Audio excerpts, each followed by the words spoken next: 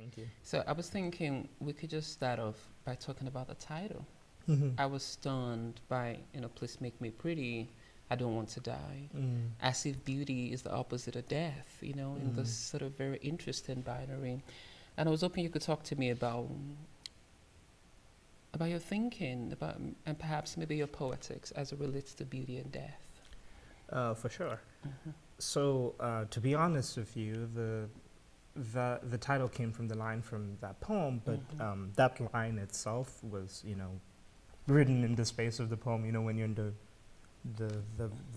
vibe or feeling of writing, a sentence or a phrase can come up, and I'm not even particularly sure where the particular phrase came from. When I do an after the fact reasoning of it, and when I've been going on tour, or when I've been applying to stuff and writing about what the poems in the book are doing, I think I came to the realization that the title came from a sense of wanting to beautify blackness despite the devastation and omnipresence of Black death, especially in America, though the omnipresence of Black death is everywhere in the world, in a world of global anti-Blackness.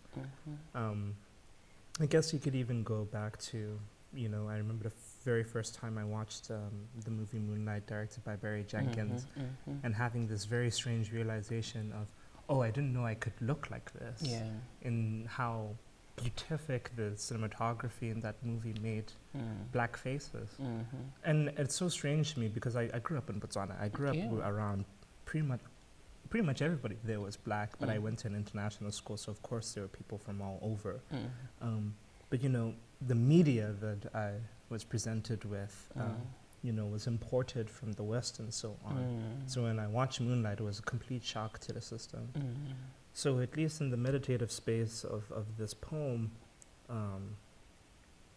I don't know. I was studying at Harvard. It was my undergraduate years when I wrote this. It was towards the end of my first poetry workshop, and I was beginning to get into that mode of the usual seasonal depression that Boston gives, and realizing how out of place I was once again, and wanting to feel real, wanting to feel alive. And I suppose that's how the phrase came to me, from a place of despair, but also wanting to approach that kind of beatific Blackness that I'd seen depicted in stuff like Moonlight.